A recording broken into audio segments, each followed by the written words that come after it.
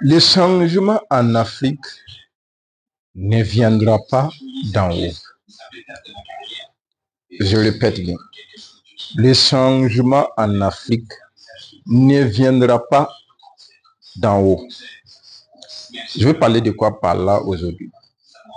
Aujourd'hui, je vais parler de la politique africaine et des exemples concrets des pays où il n'y a pas de la politique, mais le pays excelle de manière exponentielle. Les gens vivent comme il se doit. Et par contre, en Afrique, c'est le cas contraire. Vous savez, le changement en Afrique, la transformation africaine viendra ou commencera du moment où toi, comme moi, va commencer à agir, à penser, à réfléchir de manière différente. Oui, mon cher ami. Bon, il faut que je diminue un peu le volume afin qu'on arrive à s'entendre. Mon cher ami, regardons par exemple en Arabie Saoudite. Regardons en Vatican. Regardons à Dubaï. Il y a aussi assez longtemps, surtout Dubaï, il n'y a pas de politique. Il n'y a pas de chefferie qu'on vote pour dire que celui-là, on l'a voté pour dire que c'est lui le chef ou celui le président du pays. Non.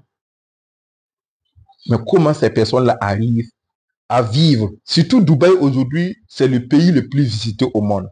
Parce qu'on estime que chaque fin du mois, il y a environ au moins 1 million de personnes. D'après mes recherches et mes expériences à travers ceux qui ont déjà parti. Parce que je n'ai pas encore atteint à ce niveau. Mais j'estime un jour aussi je serai là.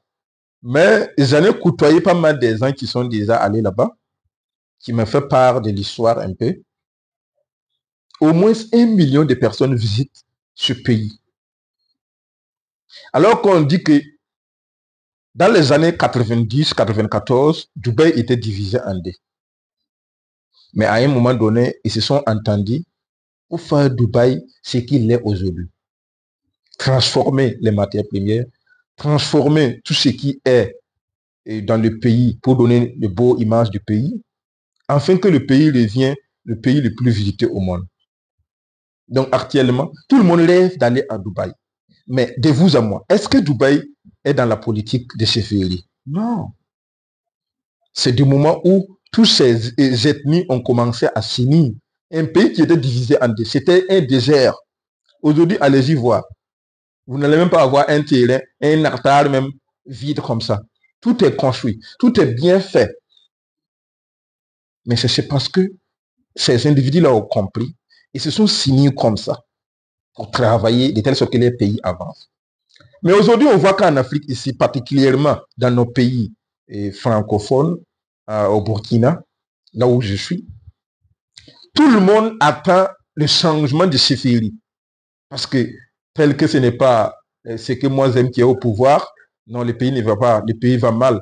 Non, arrêtez cela. On n'a pas besoin de changement de président comme des changements de chemises, comme les changements de nos chaussures, pour que les changements de votre pays changent, commencent. Non. Ça doit commencer de vous-même, de votre pensée, de votre mode de vie, de votre manière de voir les choses.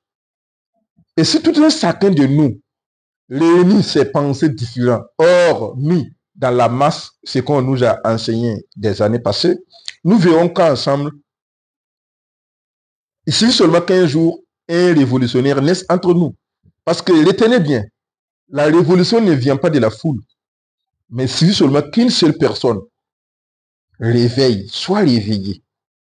Et ça déclenche. Lorsqu'on va regarder l'histoire de Burkina, par exemple, la révolution est quittée de Thomas Sankara. Il a fait combien d'années?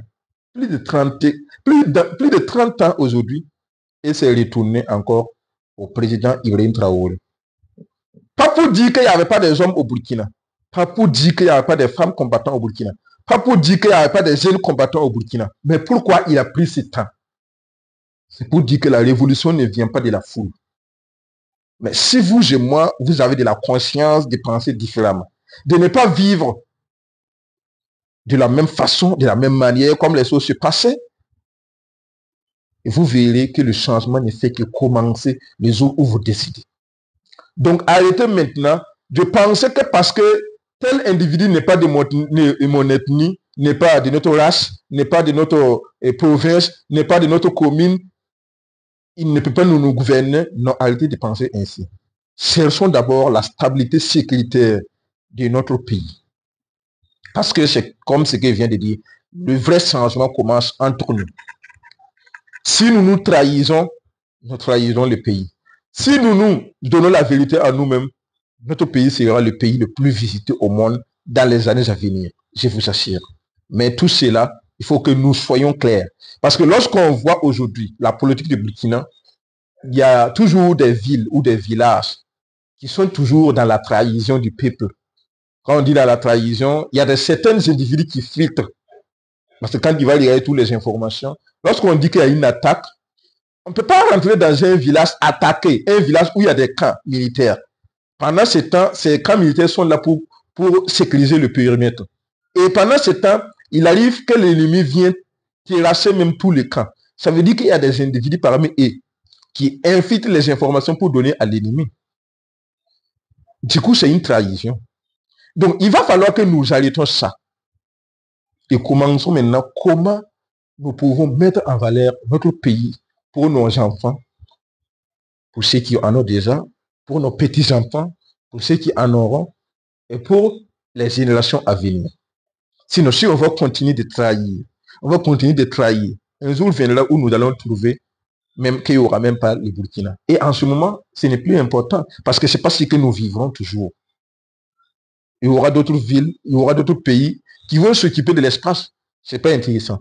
Donc, cette vidéo est faite pour un appel tout burkinabé et tout africain, mais en particulier, c'est les burkinabés index ici.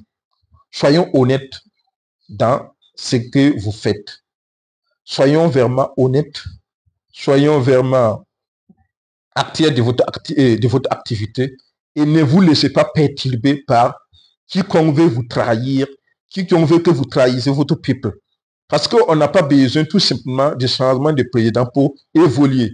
Non, non. Si aujourd'hui vous voyez que monsieur le président Ibrahim se révolutionne pour donner l'image du pays, c'est parce qu'il ne veut pas aller lui-même. S'il va se tenir, par exemple, uniquement que son business, que son avenir financier, je vous assure qu'il allait trahir le peuple. Parce que vous savez que la France, il a ce pouvoir-là de payer quelqu'un pour qu'il trahisse son population. Mais du coup, si vous voyez que quelqu'un se donne à fond, ce n'est pas uniquement l'argent que la personne veut. Mais la personne veut réellement garder ceux qui sont autour de lui en sécurité, gouverner tous ceux qui sont autour de lui, comme les infrastructures, comme les hôpitaux, rendre l'image du pays à la haute vibration internationale. Donc, soyons conscients de notre pouvoir actuel et travaillons de telle sorte que ce président, dernier président de notre pays, qu'on peut dire le plus jeune président du pays, soit réellement en sécurité et pouvoir atteindre la mission. Parce que la mission, c'est pour tout le monde. Voilà. Quand j'aime entendre quand le président dit que le peuple nous a confié une mission.